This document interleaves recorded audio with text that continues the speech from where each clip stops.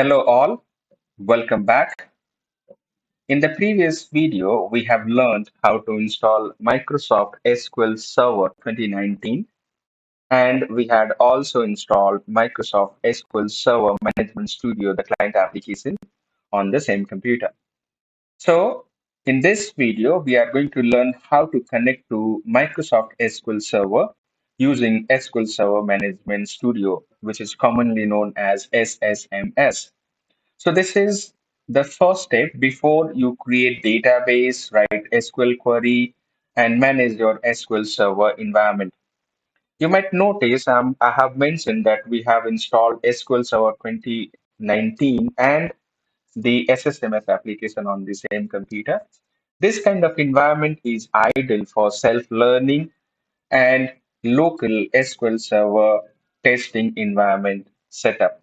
So one can have a computer, can install Microsoft SQL Server 2019 and can install Management Studio or SSMS on their own computer to learn and practice by using one computer only.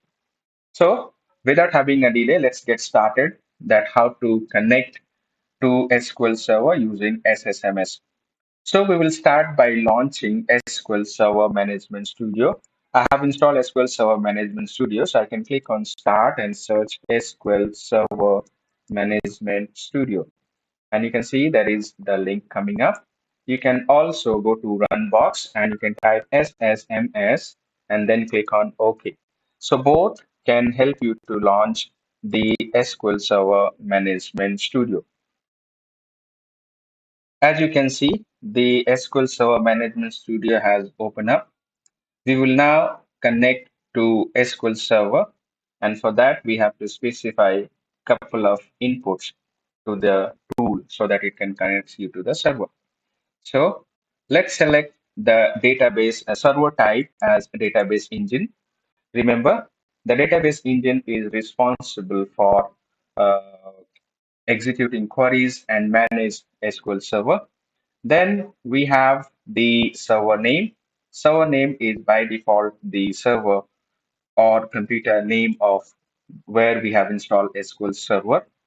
Authentication type, you can choose SQL Server authentication, or you can type different authentication mechanism as well.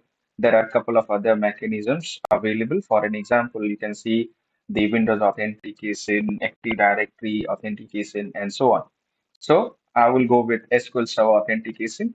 Username or login name is the name which has been created or username created in SQL Server environment. For me, I have used SA, and you can type the corresponding password.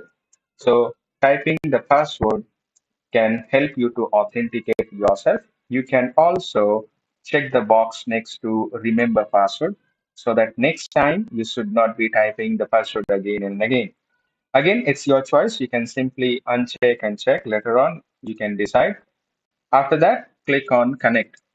So once you click on connect, if everything is correctly entered, you will be authenticated and which will take you to the connection window, meaning you are connected. So if the connection is successful, the Object Explorer will display your SQL Server instance. This is the SQL Server instance, along with the databases, security objects, security settings, the other server components. Now, to execute any query, you can click on the new query option, which is on the left on the top right corner. You can also press Control N to start the query editor. So in the query editor, you can now execute queries. So one of the query could be to verify what is the system version or SQL Server version. So I will type the query select @ version, which is going to show the version of the server. You have to highlight the query and you have to click on the execute button, which you can see as the green button, or you can also press F5. The moment you click on execute or press F5, you can see the output has came. It is Microsoft SQL Server 2019 15.0 version. So that confirms our SQL Server is installed properly and we are able to connect using SQL Server Management Studio. In next coming classes, we will see how to create other objects